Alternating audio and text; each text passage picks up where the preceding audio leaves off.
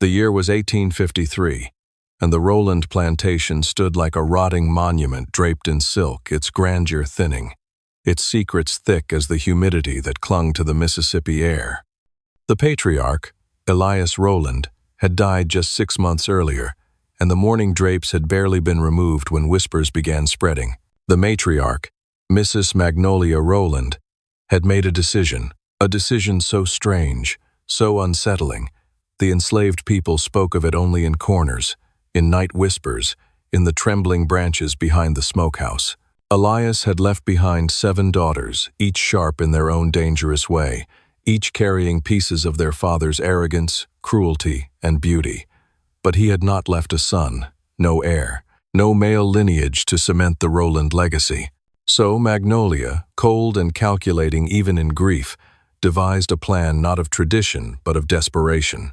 She would choose one slave, not as a man, not as a husband, but as a vessel to restore the Rowland bloodline, to erase Elias's absence, to fill the house once more with the echo of a male child. Her daughters did not protest. Their entire lives had been shaped by obedience to their father's wrath and to their mother's schemes. But the chosen slave, Jonah, did not belong to them. He belonged to himself, though the chains insisted otherwise. Magnolia Rowland believed she was saving her family, but what she truly did was ignite a storm so buried, so volatile, it would soon tear the gilded family apart from the inside. And Jonah, quiet, watchful Jonah, would not go down as a pawn. He would become the spark that turned the Rowland women against each other and brought the entire plantation to its knees. The day Magnolia made her choice, the plantation was unbearably still. Not even the cicadas dared to rattle in the trees. She stood on the front veranda in her widow-black gown, hands folded, eyes fixed on the line of enslaved men assembled before her. Jonah stood at the far left of the line, tall, lean, broad-shouldered, but quiet. Too quiet, Magnolia often said. She disliked a man she couldn't read. He was 24, with skin like polished mahogany and eyes that flickered with a kind of intelligence that made overseers uneasy. Jonah had learned long ago to keep his head down, not out of fear, but strategy. Magnolia's 7 daughters, dressed in varying shades of pastel, stood behind her in a half-circle, watching the line of men with unreadable expressions. Amelia, the eldest at 28, kept her spine straight and her chin high, as though choosing a man like livestock was beneath her. Charlotte, at 26, tapped her fan against her palm. Bored or impatient, it was always hard to tell. Rosalind, 24, stared at Jonah a second too long. The twins, Lila and Lucille, 21, whispered nervously into each other's ears. Marigold, 19, chewed her lip, frowning at the ground, and Daisy, the youngest at 17, simply watched with wide, solemn eyes. She had never inherited her father's cruelty. This entire ordeal sat heavy on her heart. Magnolia raised one gloved hand. "All of you," she said softly. "Step forward." The line obeyed. Jonah kept his eyes low. She circled them slowly, her perfume lingering like a sweet poison in the air. Every man stiffened as she passed. Her daughters followed behind her like obedient shadows. "You know why you are here," Magnolia began. "My husband is gone. My daughters have no brothers, no protector, no heir, but the Rowland name will not fade." She stopped in front of Jonah. He felt her gaze like a stone pressing into his skull. "This one," she murmured, almost to herself. Jonah, his heart thudded once, then silence. Charlotte raised an eyebrow. Rosalind smirked. Daisy looked horrified. "Jonah will be the father of this family's continuation," Magnolia announced. "He will ensure the Rowland line survives." The men in the line stiffened. The daughters exchanged glances, some curious, some cold, some gleeful in ways that made Jonah's blood chill. Jonah finally lifted his eyes. Only for a second, only long enough to show Magnolia the faintest flicker of defiance. Her lips thinned. She had noticed. She always noticed. "Take him to the summer house," Magnolia ordered. "Prepare him. My daughters will visit him one at a time when I deem it appropriate." A terrible stillness fell. Not a single daughter spoke. Not one overseer breathed. But deep inside Jonah's chest, something ancient and fierce awakened. Not rage, not fear, but calculation. He had lived under Elias's cruelty. He had survived the overseers. He understood danger better than anyone standing on that veranda. 7 daughters, 1 matriarch, a plan built on arrogance, desperation, and delusion. Jonah knew something they didn't.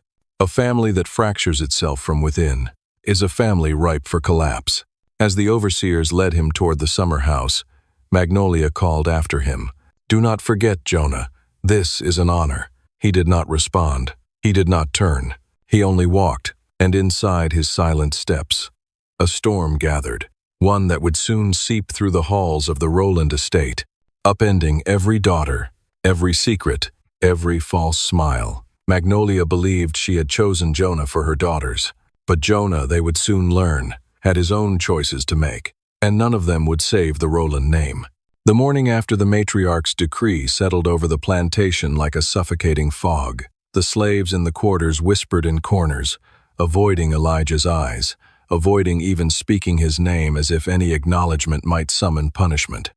The 7 daughters had not yet spoken to him, but their windows, all facing the slave cabins, seemed to watch him with a silent, hungry curiosity.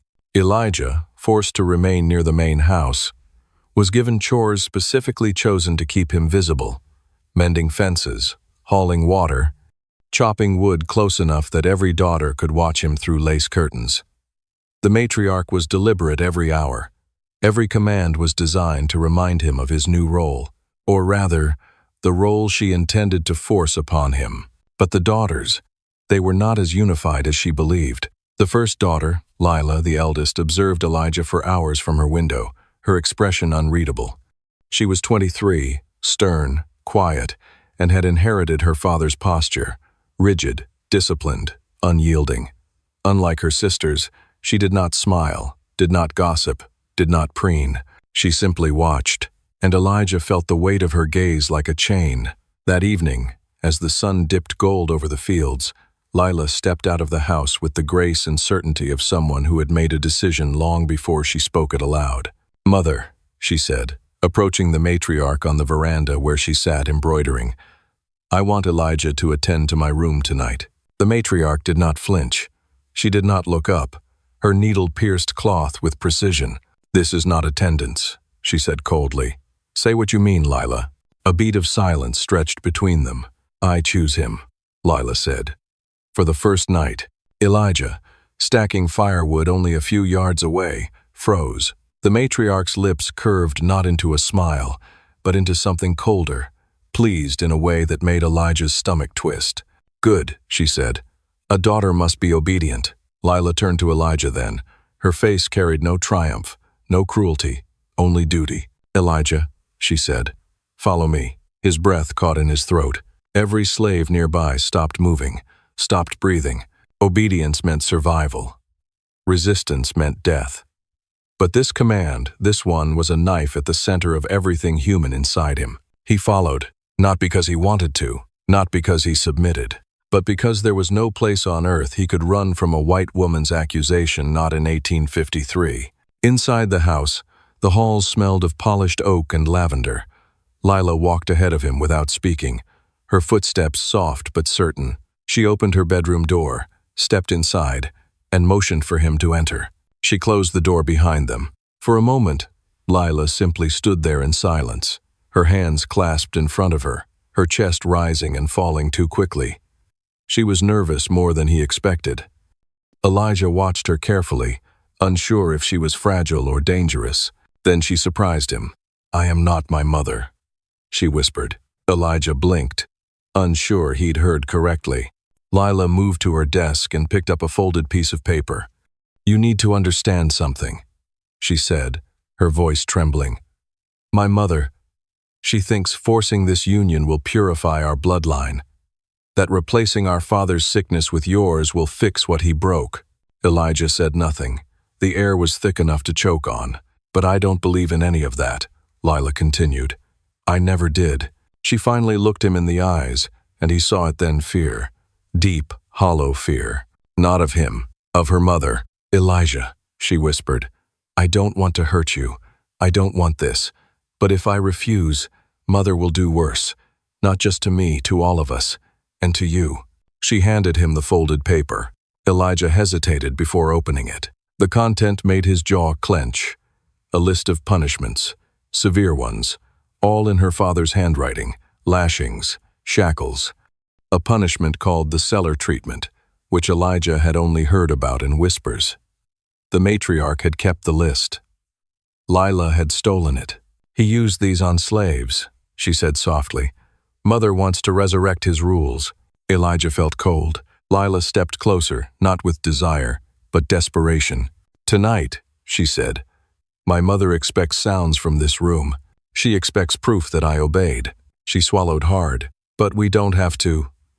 We don't have to do anything." Her voice broke. "We just have to make her believe we did." Elijah stared at her. Really stared. This woman, prey in her own home, was offering him a chance to protect himself from the matriarch's designs and protect her sisters as well. Lila inhaled sharply and crossed the room, stopping just beside the wall that shared a boundary with the matriarch's bedroom. "Mother listens," she whispered. "To everything." Elijah nodded. Lila lifted her chin. "Then we give her a show." They both understood what she meant, even before she explained it. Voices, breaths, sounds, enough to convince a woman eager to enforce a ritual. Lila stepped back from him, cheeks flushed not from shame, but from terror of her mother. "Elijah," she whispered, "I need you to trust me tonight, and I will protect you when I can."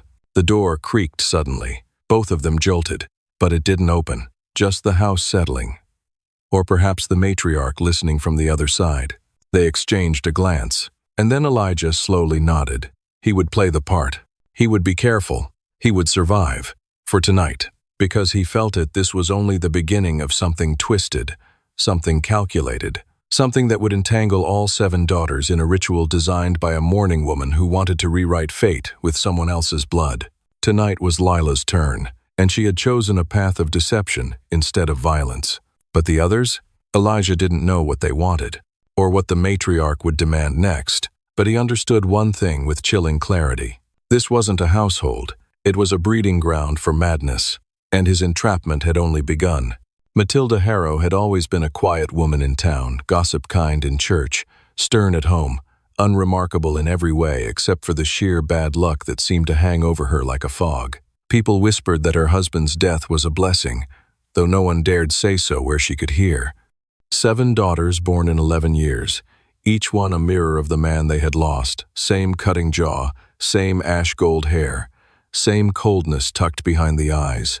But on Harrow Plantation, the girls whispered a different story. They said their mother had not mourned her husband the way she pretended. They said something in her snapped the night he died, and they said Jonah was the first sign of her determination to rewrite the bloodline. Matilda found Jonah at dawn. He had gone to the woods for air, just long enough to escape the stares of 7 sets of pale eyes and the crackling tension that the house could barely contain. He'd reached the creek, splashing cold water on his face, when he heard the soft crunch of footsteps behind him. He braced not from fear of her, but from not knowing what she wanted. "Turn around, Jonah," she said, her voice level, neither sharp nor warm. He obeyed. Matilda looked strange in the morning light, hair braided tight, sleeves rolled up, no corset, dirt on her hem as if she had walked through the fields with no thought to being seen. She carried no fan, no riding crop, no pretense, only intention. "I need you," she said simply. Jonah frowned. "You already said that yesterday, ma'am. I told you I ain't doing." "No." She raised a hand gently, stopping the panic before it could form. "Not like that. Not the way you're thinking." Jonah studied her, unsure. Matilda stepped closer. "My daughters, they're changing. I see things in them I saw in their father. Cruelties, tempers, coldness." Her eyes drifted toward the plantation roofs behind the trees. "His blood runs strong, Jonah. Too strong." Jonah didn't answer. He let the silence settle, heavy and expectant. "I chose you," she said quietly. "Not for your body. Not even for your kindness. I chose you because you're the only one on this plantation whose strength doesn't come from spite." He swallowed. "Ma'am, I ain't sure what you're asking." "I'm asking you," she said, "to be the example they follow, to teach them what a man should be, before they grow into what their father was. Jonah stepped back, stunned. Teach them? Train them? Shape them? It was the first time anyone had asked him for something that felt like more than labor or obedience. He almost laughed from the sheer confusion of it. "You want me to guide your daughters?" he asked, voice low. Matilda nodded. Not as a tutor, not as a servant, as a living reminder of the man their father could never be. Jonah stared at her. He didn't trust this, couldn't trust it. Yet he saw something in her eyes that wasn't madness or manipulation. It was desperation. She moved past him, crouching at the water's edge, dipping her hands in the stream. "Jonah, they're all I have left, and I refuse to let them inherit the cruelty of that man." She looked up. I watched him break people quietly, not with violence, with neglect, with cold words, with manipulation, with a pride that hollowed everyone around him. Jonah stiffened. He knew men like that. They were harder to survive than the ones who swung the whip. Matilda stood again. "If my daughters learn gentleness from me alone, it will not be enough. They must see it in a man. You are the only man here who won't use that power to hurt them." He exhaled slowly. "And what happens when your overseers find out? When the town starts whispering? When your daughters start asking questions you ain't ready to answer?" Matilda didn't flinch. "Let them," she said. Jonah had no words. She stepped closer, her voice low but steady. "I chose you because you have survived without losing yourself. They need to see that. They need to learn from it. I will shield you as best I can." He almost laughed again. Shield him. A white woman shielding a slave. From her own overseers, her own rules, her own world. "Why me?" he whispered. Matilda's gaze softened. "Because the night my husband died. Do you know who found him?" Jonah shook his head. "I did," she said, "and I swore that my daughters would never grow up fearing the man they shared a home with. I swore I would choose differently. And when I saw you calm, steady, unbroken by this place, I knew." She inhaled sharply. "You are the opposite of him." Jonah's chest tightened. He didn't agree. He didn't believe he was any kind of savior, but he couldn't deny the look on her face, raw, pleading, determined. "Please," she said, "help me change the future of my girls." The creek water rippled between them. Birds called in the distance, and Jonah felt the weight of a choice far heavier than any whipping post. "I'll try," he murmured. Matilda exhaled like she had been holding her breath for months. "Then we begin today." As they walked back toward the house, Jonah felt something he hadn't felt in years. Not fear, not anger, not resignation, but danger of another kind, the kind that came when power shifted, when rules bent, when something impossible began to take shape. 7 daughters watched from the veranda as the two approached. 7 girls with their dead father's eyes. And Jonah realized whatever he had just agreed to would change all of them, including himself. The next morning, the house woke under a strange hush, one thick enough that it felt like a blanket smothering sound. The 7 daughters moved through the hallways as though something had rearranged the air itself. Naomi's stare was sharper than before. Ruth hummed under her breath like she was nervous, and the twins whispered to each other constantly, their glances darting toward Elias, as if checking whether he had changed overnight. He had. He felt it in his bones, some invisible pull, some tightening rope, something he couldn't name. And the matriarch noticed instantly. At breakfast, she sat at the long head of the table, one hand around a porcelain cup, the other resting atop folded letters. Elias served silently, his face expressionless, but her eyes tracked him like a hawk tracks a rabbit, slow, precise, patient. When he finished pouring her tea, she said without looking up, "Stay." All 7 daughters froze. Elias did too. She lifted her gaze. "You slept in the south quarters last night." He didn't flinch. "Yes, ma'am." "Good." She sipped her tea, slow and deliberate. "That room has been untouched for years." The daughters exchanged a look tense, almost frightened. Then the matriarch tilted her head. "Who came to you?" The room went dead quiet. Elias didn't answer. He knew better. A lie would be sniffed out instantly. The truth would be used against him. Silence was the only refuge left. Naomi set down her spoon so softly it barely clicked. "Mama," she whispered. "Hush," her mother said without looking at her. "I didn't ask them. I asked him. Elias kept his eyes on the far wall, breathing slowly.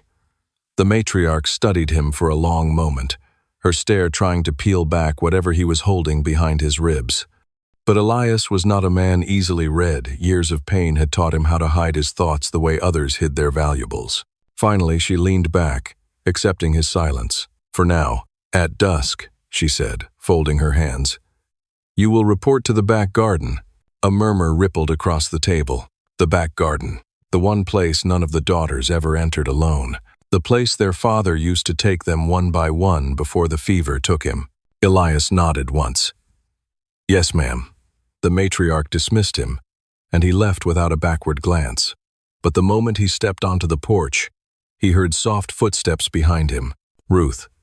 Small, anxious, twisting her fingers. Don't go tonight, she begged, voice trembling. She's not testing you. She's measuring you. Measuring what? He asked quietly. How fit you are to carry the blood she wants to replace, Ruth whispered. Our father's blood. She means to wash it out of the family line. Elias stared at her, the weight of her words sinking hard. Ruth leaned closer.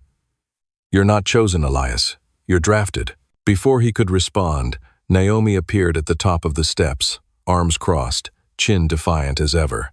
Stop telling him things that will only scare him, she snapped. Then she looked at Elias, something softer flickering in her eyes. Come to the garden. If you don't, she'll drag you there anyway. Ruth backed away, shaken. Naomi stepped close, lowering her voice. And Elias, whatever happens tonight, don't let her get your fear. That's what she feeds on. He met her gaze. I don't fear her. Naomi's lips curved in the faintest, saddest smile. Then you don't know her well enough yet. Evening dripped slowly toward dusk, the sky bleeding red behind the tree line. Elias walked toward the back garden, the grass whispering under his feet. The air smelled of magnolia and something older like earth that had been turned and turned again. The 7 daughters stood in a semicircle, silent as statues. The matriarch waited in the center, a silver cane beside her, the same one her late husband once carried. Elias, she said, her voice soft, velvet, dangerous. Tonight is not a punishment, it is an assessment. He didn't speak. She moved closer. My daughters are 7 branches of the same tree. You will strengthen that tree. Her gaze pierced him. But a tree does not accept new roots lightly. She nodded once. Naomi stepped forward first, Ruth next, then the others. One by one, the daughters circled him, walking around him the way wolves circle a new, unfamiliar animal. Their breath touched his skin. Their fingers grazed his shoulders, arms, the line of his jaw. He stood still. Perfectly still. The matriarch watched every twitch, every breath, every tightening of his throat. Good, she murmured. He doesn't startle. Naomi paused behind him, her voice low, meant only for him. Whatever she thinks this is, it's not. We're not her tools. But the matriarch's hearing was sharp. Silence, she called coldly. All of you. The daughters obeyed at once. Then she pointed her cane at Elias's chest. You will protect this family, she declared. And in return, you will belong to it. Body first, blood next. Elias felt the trap close. Tonight, she whispered, the choosing begins. And the garden swallowed the last light of day as the matriarch stepped forward, her shadow long, her intentions longer. For 3 days, the plantation moved strangely, as if the very air sensed that a secret was crawling beneath the floorboards. The 7 daughters walked softer. The matriarch prayed louder. And Elias, caught between being a weapon and being a man, felt something closing in around him like a noose he hadn't noticed tightening. It began with the dog. Old Bramble, the hound that never barked at anything except strangers, had nosed around the edge of the west garden. That patch of dirt had always been strange, harder than the rest, as if the ground was clenched. Elias had seen the matriarch glance at that patch before, not often, only when she thought no one was watching.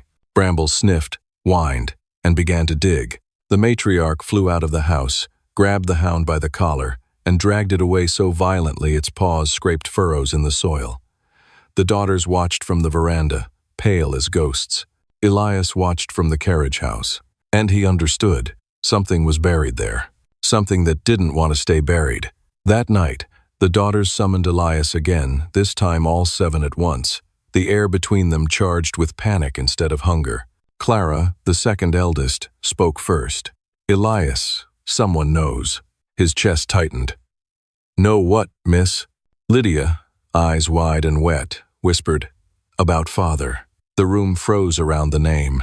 They almost never said it aloud. Elias knew only pieces, that the master had died violently, that the daughters were terrified of speaking of it, and that the matriarch had chosen him as a living replacement for the bloodline she wanted erased. But how the father died Elias had never been told, nor why the daughters flinched every time thunder rolled, or why the matriarch insisted on purity even though her husband had been the one to corrupt everything. Now Clara leaned forward, shaking. "Mother says someone's been prying, asking questions. A traitor from Natchez. A man who claims he heard rumors." "What rumors?" Elias asked carefully. "The kind that dig up graves," whispered the youngest. Later, after the daughters finally slept, huddled together like frightened children, not the commanding young women they tried to appear, Elias slipped toward the west garden with a lantern hooded low. He knew he shouldn't be there, knew that if the matriarch or any daughter saw him, questions would follow and permission would be revoked. But the earth was calling. He knelt, touched the hardened patch of soil, and it trembled under his hand. Not literally, no supernatural miracle, but with the weight of something horrible pressed tight beneath it. He dug, slowly at first, then faster. The lantern flickered. His fingers brushed wood, rotten, splintered, small, not a coffin. A box. He pried it open. Inside lay a strip of torn linen, soaked through with something brown-red even after years. A cufflink engraved with the family's crest. And beneath it all, a tooth. Human, broken at the root, ripped out, not fallen out. Elias stared. This wasn't a burial. It was evidence. Like someone had tried to erase a crime, but knew they couldn't erase all of it, so they hid the pieces they couldn't destroy. He lifted the tooth. Behind him, a twig snapped. He spun. The matriarch stood inches away, as silent as a grave rising out of the night. Her eyes glowed like steel fresh from the fire, unblinking, furious, terrified, and something else Elias had never seen in her. Desperation. "Put it down, Elias," she whispered. Her voice shook for the first time. "Put it down," she repeated, stepping closer. "And I will explain everything." It was. Elias didn't move. Not because he wanted to defy her, but because he suddenly understood. The daughters weren't the ones she feared losing. The plantation wasn't what she feared collapsing. She was terrified that her husband's ghost, his sins, his brutality, his blood was clawing its way back into the world. And Elias, her chosen, her weapon, her attempt to overwrite the past was standing right on top of the secret she had murdered to keep. She reached toward the tooth. Her hand was trembling. "Please," she whispered, voice cracking like thin ice. "Elias, don't make me lose what little I have left." But it was already too late. Because Elias finally understood what the 7 daughters had been too afraid to say. Their father hadn't died of illness. He hadn't died in an accident. He hadn't even died quickly. He had been taken apart, piece by piece, and the matriarch knew exactly how. The tooth glinted in Elias's hand. The matriarch whispered, "Give me the box." And from the shadows behind her, someone else moved. Someone who had been listening the whole time. Someone who had waited years for the truth to surface. The traitor from Natchez, the one asking questions, with a pistol raised, aimed at Elias, aimed at the truth, aimed at the heart of the family. "Step away," the man snarled. "All of you." The matriarch froze. Elias tightened his grip on the tooth, and the west garden finally exhaled. Because what had been buried was coming undone, and none of them would leave that patch of earth unchanged. Night settled heavy over the old plantation house, the cicadas buzzing like far-off warnings. Elijah stood alone beneath the pecan tree, head lifted toward the sky as if the stars could tell him what to do. Behind him, the lamplight of the house glowed in warm squares through each window, each one holding a daughter who, in her own way, was unraveling. He had been chosen to save them, but no one had asked whether he wanted saving himself. The door creaked softly. May stepped out first, the youngest, barefoot, her nightdress brushing the grass. Her voice trembled. "Elijah, Mama ain't right. Not anymore." He said nothing. She inched closer like a frightened animal seeking warmth. "She keeps talking like Papa's ghost, still walking the halls. She says we all carry something bad and only you can wash it out." Elijah felt a tightness behind his ribs. "May, you're a child. You don't carry sin." "I ain't a child anymore," she whispered. "And Mama ain't given me the choice to stay one." Before Elijah could respond, another voice cut through the dark. "It's not just Mama." Clara, the eldest, approached straight-backed, rigid, her jaw tight like she was clenching pain between her teeth. She looked at May, then at Elijah. "Some of the girls, they think Mama's right. They think your child is the only way to put Papa's memory in the ground for good." Elijah felt the words land like stones. "And what do you think?" he asked quietly. Clara's eyes glimmered. "I think Mama's lost her mind with grief. I think Papa broke her before he died. I think none of this is right." She stepped closer. "And I think you're breaking, too." For a moment, he let himself see her not as the daughter of a mistress, not as someone he was supposed to obey, but as a woman standing on the edge of a legacy she wanted no part of. Before he could speak, the door opened again. 3 more daughters stepped out June. Lila and Rose, faces pale, eyes shadowed. They hovered at the edge of the porch, unsure whether they were approaching confession or confrontation. June spoke first. "Mama says if we don't bear your children, the curse stays, that our line rots." "Elijah," Lila murmured. "She says we're already ruined." Rose swallowed hard. "And that you're the only one who can fix us." Elijah's throat tightened. "I ain't nobody's cure." Clara stepped between her sisters and Elijah like a shield. "Girls, listen to yourselves. You're talking like Mama, like Papa never died, like the fear he beat into her lives inside you." A heavy silence fell. May was crying now. June was shaking. Rose held her own arms as though she were freezing. Then the 6th daughter emerged. Etta, the sharp-tongued one, the one who pretended she didn't care, didn't need, didn't fear. Tonight, her mask was gone. "We ain't free," she said quietly. "Not you, not us." She looked Elijah in the eye. "Mama's turning us into things, tools, wombs." Her voice cracked. "I don't want a child made from orders." Elijah finally spoke, voice low but firm. "I ain't doing this no more, to none of you. Your mama can command what she wants, but I won't be part of breaking what's left of you." Something shifted. A breath, a tremor, a tiny spark of hope. But Clara's next words doused it. "You think you can refuse?" she whispered. "Elijah, Mama's desperate. That's the most dangerous kind of woman." Etta nodded. "She's been talking about taking your child by force, about arranging circumstances." May choked on a sob. June whispered. "She said blood don't lie, but blood can be taken." Elijah's pulse thundered. The branches overhead swayed as if even the trees were listening. "What is she planning?" he asked. Clara exhaled shakily. "We don't know. But she's locked herself in Papa's office with the ledger books and a shotgun, and she keeps saying the same thing over and over." Elijah braced himself. "What thing?" Clara looked him dead in the eyes. She says, "My daughters will not marry their father's ghosts. I will cleanse this house before the summer ends." The wind died. The daughters stood in a trembling circle, 7 shadows around one man who had never been meant to carry the weight of any of this. May whispered, "Elijah, what do we do?" He didn't have an answer, but he knew this. Whatever the matriarch planned, whatever twisted salvation she thought she was offering, it wasn't going to stop unless someone made it stop. And by the look in Clara's eyes, she already knew who that someone would have to be. A storm rolled over the prairie that night. Black-bellied clouds dragging low, lightning crawling like white veins across the sky. In the matriarch's house, every lamp was lit, every curtain drawn tight. The Bordens never kept the house glowing so late unless something was wrong, deeply wrong.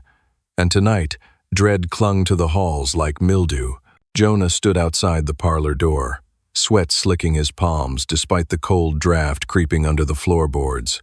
He had been summoned, not asked, not called, summoned, by her, the matriarch. Inside, voices whispered, Not the daughters. Older, lower. Men. Finally, her voice cut through. Bring him in. Jonah stepped inside. 7 daughters stood at the walls, Eliza clutching her rosary beads so tightly her knuckles went bone white, Mercy staring at Jonah as if trying not to cry, Temperance watching everyone with a predator's alertness, and the matriarch sat in the center like a judge at an execution, spine iron straight, face carved from stone. Around her, seated in polished chairs, were 3 men Jonah had never seen before, wealthy planters by their clothes, grave by their silence. A meeting, a trial, a reckoning. The matriarch didn't waste breath. Jonah, she said icily, these gentlemen represent 3 families who have heard rumors, vile rumors about our household. About you. About my daughters. Jonah's stomach knotted. We will speak plainly tonight, she continued. 2 of my daughters are with child. Both claim you as the father. A small gasp slipped from somewhere near the wallpaper. Probably Ruth. The matriarch's jaw tightened. These men insist the pregnancies jeopardize alliances between their families and mine. They accuse my household of shame and corruption. Her eyes flashed cold, bright. I accuse you. Jonah drew a breath. Slow, measured. I did not pursue your daughters, he said quietly. They sought me. And you know why. A ripple went through the room. Because each daughter believed Jonah carried a gentler, more honorable bloodline than the man buried behind the family mausoleum, the man they were all trying to erase. The matriarch's voice dropped dangerously low. You were chosen, she hissed, to correct a stain, to restore what my late husband destroyed with his sickness. But you, she leaned forward, were meant to be discreet, controlled, contained, not adored, not loved. Jonah didn't flinch. But Mercy closed her eyes, as if the word loved hurt her. The eldest visiting planter cleared his throat. Our concern, he announced, is that your daughters have grown attached to this slave, that their children may grow attached. That attachment is a liability. The matriarch nodded once, stiffly. That, she said, is why we have gathered. Jonah didn't speak.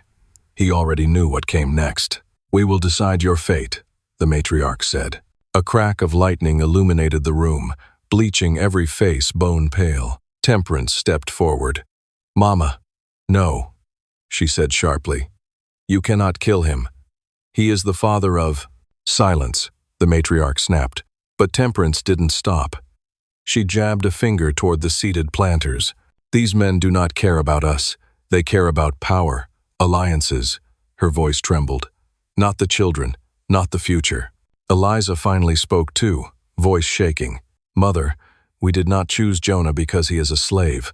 We chose him because he is nothing like father. The room went still, too still. The matriarch rose slowly, so slowly it made every daughter shrink back. You dare speak of him, she whispered, as if he were the stain. He gave you a name. Land, security. He gave us fear, Ruth murmured. Fear every night. Her lip quivered. He gave us bruises. Mercy wiped her cheeks. He gave us nightmares. One of the planters scoffed. This is absurd. Discipline is not. Jonah turned on him sharply. Discipline? He said, voice low, steady, powerful. Is that what you call what he did? The planter's mouth twisted. A slave speaks out of place. A man speaks where truth must be spoken. The room froze. No one moved. Even the storm outside seemed to pause. The youngest daughter, Hope, stepped up beside Jonah as if shielding him. We will not let Jonah hang, she whispered. And we will not let you decide for us, added Temperance. The daughters moved slow and deliberate, forming a semicircle around Jonah, all 7 of them. For the first time since Jonah had known her, the matriarch's face cracked. Not with fear, not with anger, but with disbelief. You would betray me, she whispered. For him, Eliza swallowed hard. No, she said. We betray father, the man you still protect, even dead. The matriarch staggered as if struck. Ruth stepped forward, eyes glistening. You can bury a monster, she said softly, but you buried the wrong one. Thunder shook the house. The daughters stood firm. The matriarch collapsed back into her chair, breath trembling, hands shaking for the first time in decades. The 3 visiting planters rose in outrage, shouting about alliances, disgrace, chaos. But they fell silent when Jonah stepped forward, not threatening, simply unafraid.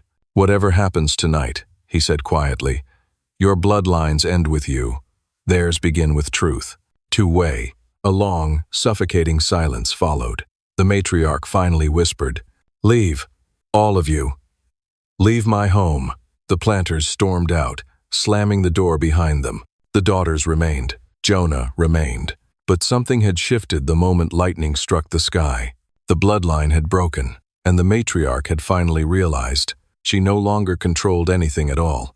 The plantation house stood unchanged from the outside, wide verandas, whitewashed columns, green shutters that never fully closed.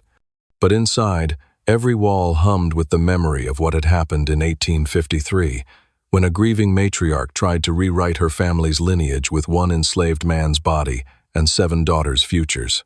People in Madison County still whispered about the place. Some claimed the daughters all married into distant families, carrying with them a strange fire in their eyes, a stubbornness, a defiant tilt of the chin that none of their mother's people possessed. At church gatherings and country suppers, old women would lean close and murmur, "They got his spirit in them." Every last one. Some said the youngest daughter used to sneak back to the slave quarters long after emancipation, searching for something that had lived in those rooms before freedom rearranged the land.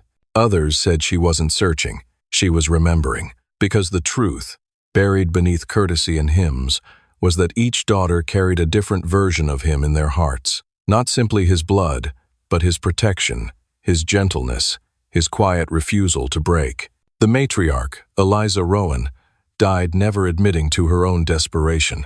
Her final diary entries, found years later in a warped cedar trunk, were mostly prayers. "Lord, do not let my daughters forget what I did for them." But history did not bend the way she planned. The daughters never forgot him. They never forgot the night their mother tried to force destiny. And they never forgot how he, Isaiah, shielded them from what could have twisted them bitter and broken. And when the war ended, when freedom announced itself with bugles and smoke, Isaiah walked away from Rowan land with nothing but his name, his true name carried softly on his tongue. He did not return, not even once. Yet every whisper of the Rowan daughters' lives carried a shadow of him. One daughter named her son for him. One carved 6 wooden figures and kept them by her bed. One refused every suitor for the rest of her life. And the youngest, the one who feared him and clung to him in equal measure, left the South entirely, sending home letters stamped from New York, then Ohio, then places no one in the family had ever heard of. 7 daughters, 7 futures rewritten, not by their mother's will, but by a man she never truly understood. As for the plantation itself, rain, time, and neglect swallowed it year by year. By the late 1892, chimney bricks trickled into the earth. By 1910, the roof sagged like a tired spine. By 1934, the house toppled under its own rot, the land finally refusing to hold its secrets. Today, only cypress roots wrap the place where the bedrooms once stood. Children who wander too far into the woods swear they hear humming low, steady, protective, as if someone is still keeping watch. And some nights, when the moon is thin and the air feels heavy, local folks say they see 7 figures walking the tree line together. 7 daughters, of a woman who tried to control fate and a man who set them free in ways no one expected. The summer heat did not break, not even after the truth had scorched every corner of the estate. For weeks, the plantation walked hollow-eyed and afraid because every whisper, every breath, every footstep now carried the same question. What happens to the Barrett daughters now? 7 girls born to the dead master. 1 slave boy chosen to replace his blood. A matriarch whose plans had been peeled apart by her own children. And a young man, Isaiah, who no longer belonged to any world they tried to cage him in. But the one who carried the most weight was not Marjorie Barrett, not Isaiah, not even the eldest daughter, Clara. It was Louisa, the quiet one, the girl who never spoke above a murmur, the one everyone assumed too soft to hold a knife. But she had seen the truth first. She had pieced together the dates, the bruises, the strange looks her stepmother gave Isaiah. Louisa had been the first to understand the cruelty behind her mother's plan and the first to do something about it. She was also the only daughter who did not fear Isaiah. Tonight she went to find him. She walked barefoot across the moon-washed yard, passing the slave quarters where people still whispered prayers of protection for him, the boy who had saved more lives than he knew. She found him behind the smokehouse, sharpening the blade he used for everything, cutting rope, skinning animals, carving initials into stolen scraps of wood. He looked up as she approached. "Louisa? Shouldn't you be inside? My mother's not in charge anymore," she said. "Not of me. Not of the others." He stared, uncertain. He wasn't used to their voices without trembling. She sat beside him on the overturned barrel. "I know what she did to you," she whispered, "and what she meant for us. I know everything." A long silence stretched between them until Isaiah finally spoke. "I didn't ask to be part of your family. I didn't ask for any of this." "I know," she said, "but I need you to hear something." Louisa reached into her dress pocket, pulled out a small wooden charm, a carving, a face. His. "I found it under my mother's bed," she said softly. "She kept it like some kind of talisman, like she owned your soul." Isaiah recoiled. "Why show me this?" "Because it's the last thing she'll ever own of you." Then she hurled it into the fire pit, watching it catch instantly and burn. Isaiah stared at her, not fearful, not confused, just stunned. Louisa wasn't finished. "My sisters are too terrified to speak, but they know who protected them. They know who stood between them and our father before he died. They know who stood between them and my mother's schemes after. They owe you their lives, Isaiah. We all do." "No," he said. "I only did what any man with a conscience would do." "Then you're the only man in this family who ever had one." The fire crackled as the last trace of the carving fell into ash. "Where will you go?" she asked. "I don't know. As far from this place as I can walk." Louisa nodded. She had expected that answer. She had prepared for it. She slid a folded paper into his hand, shaky handwriting, ink smudged. "What's this?" "A guide," she whispered. "To every safe house from here to Tennessee. Aunt Ruth in Vicksburg, Samuel Turner in Natchez. They'll hide you, feed you, help you disappear." He stared at her, overwhelmed. "Why would you do this?" Louisa blinked back tears. "Because you saved us. And because you deserve a life that isn't chained to what my father did, or what my mother tried to do." He stood. She stood with him. The moment stretched, tender and trembling. "You could come with me," he said suddenly, voice barely steady. Her breath caught. But Louisa shook her head, though her body leaned toward him like a tree bending toward sunlight. "I can't leave my sisters," she said. "They need someone who won't let my mother twist them into her image. Someone who knows the truth." He nodded slowly. He respected her more for it. Louisa wiped her eyes with the back of her wrist. "When you're free, truly free, send word. Somewhere. Anywhere." "I will." He squeezed her hand once before turning away, not a promise, but something deeper. A shared understanding between two people, marked by the same wound. Louisa watched him walk into the darkness, disappearing between the magnolia trees and the long shadows cast by the barn. She stayed until even the echo of his footsteps faded. Then she whispered the last words he would never hear. "You were the only good man this family ever had." And as dawn crept across the plantation, Isaiah Barrett, the boy chosen like an object, used like a blood substitute, forced into a legacy that was never his, walked toward a life he finally owned. Louisa watched the sun rise and knew one thing with absolute certainty. His story didn't end here.